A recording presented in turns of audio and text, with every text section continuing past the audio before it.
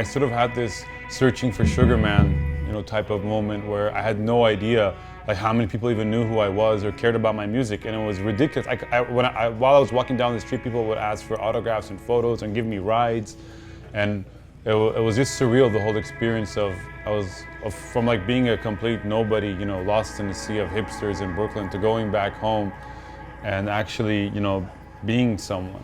The other guys in the band, this is the first time visiting the States as well, they actually already knew all my songs. So I basically held auditions when I was back in Tehran, and people would come and play my own songs for me, which was pretty crazy because nobody even knows who the fuck I am over here.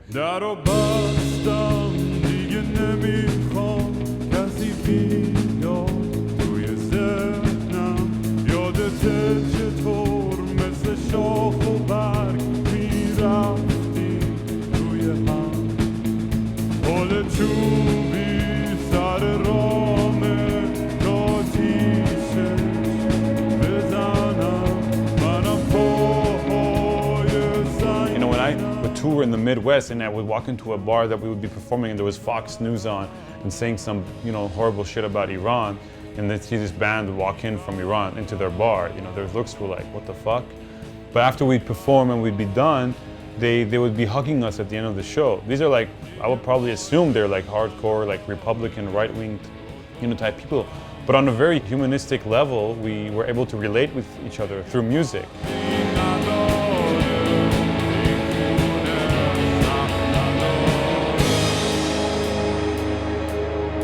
There's just this universal language of music that transcends barriers, it transcends race, it transcends gender, religion, ideology, it transcends all of that.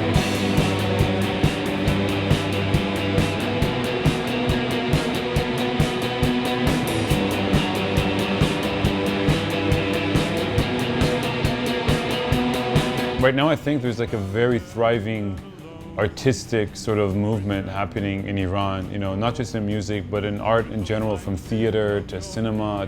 It's as if I'm in this new type of Berlin. We come from a society of poets, you know, Rumi, Hafez, Shams, all these ancient poets who are like known as the greatest in history, you know, who sung about, you know, love and, you know, death and God and these huge, you know, universal values. These people keep talking about bombing Iran. They're going to be bombing people like myself.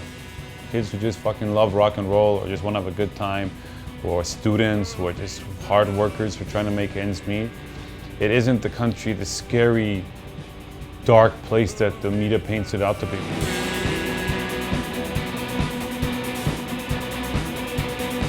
There's so much good stuff. There's so much good things happening. Being in an environment where people are day in, day out just pouring their hearts out for their art.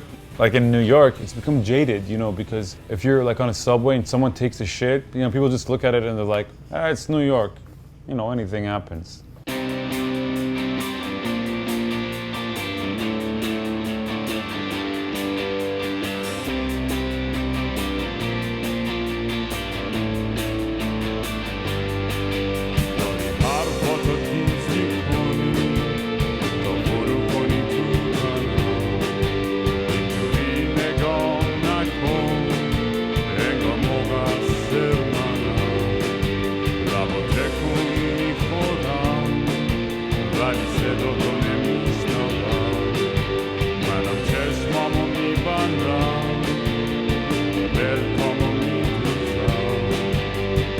The coolest thing about singing in Persian is that it's never been done before in this sort of genre of music.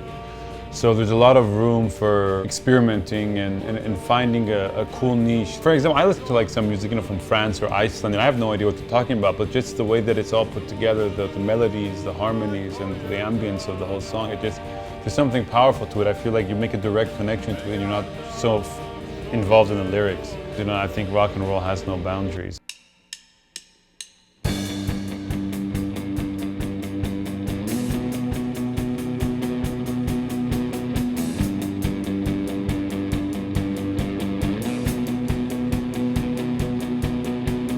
Sitting on a train that's going to the end of